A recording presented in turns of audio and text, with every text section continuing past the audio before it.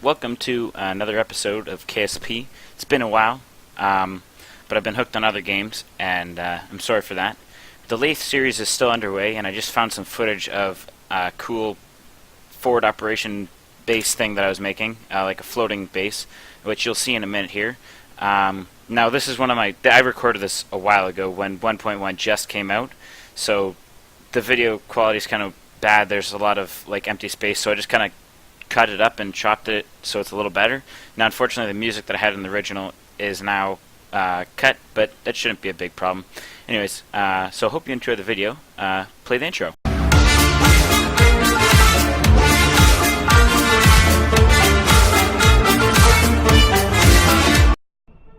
Anyways, it's in the thumbnail of my Laythe Ship for Laythe video.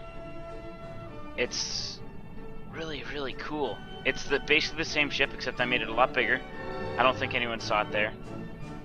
But anyways, I made it a lot bigger, and I put like a flat platform kind of on it. I'm going to land this in the water. It doesn't really like to be in the water that much, but...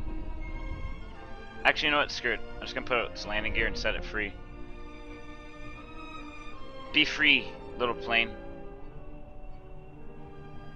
Oh, I can't switch ships. What? I've done that before. Whatever. Whatever, KSP. Whatever. We're just gonna ditch this thing in the water. I'm gonna try and save it, but... Anyways, yeah, the no yaw control is actually really fun on this thing. Since there's no yaw, you have to...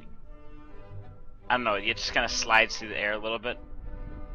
Stuff. It's fun. I'll probably put it up on Kerbal X or something like that as a craft file.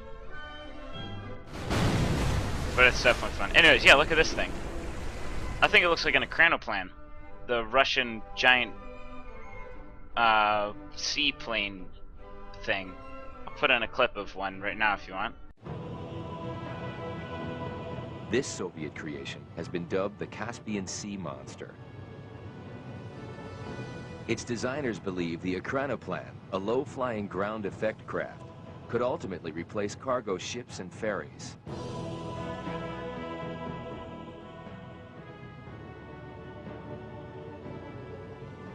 More than 300 feet long and 130 feet high, the Ekranoplan was first sighted several years ago by U.S. spy planes as it participated in maneuvers outside Nizhny Novgorod, one of the most secretive cities of the Soviet Union during the Cold War. This 500-ton cargo craft can reach speeds in excess of 300 miles per hour while flying just 20 feet above the surface.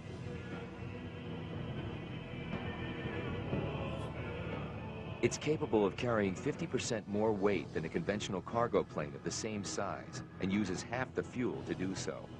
One of the most unusual aircraft ever designed, it's evident that the future of flight has the potential to be revolutionary as well as evolutionary.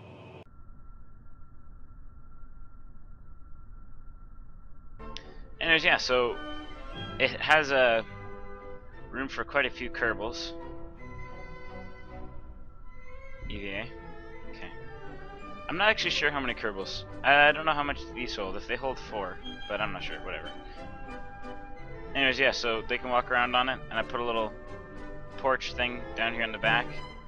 This really has no purpose. I might make some sort of really tiny flying drone thing that I can launch off of here, because it's kind of like a ramp. Although I'm pretty sure that won't work or happen. But yeah, this is going to be my base of operations for Laythe, I think. This version has landing gear because vessel mover isn't working. Landing gear in the back and at the front as well. I'll show you what the ones at the front are used for. I'm going to leave those ones on, but the ones at the back are definitely coming off for this if this goes to Laythe. So here, we'll just turn this to reverse thrust and close this. This is kind of a random video, but whatever.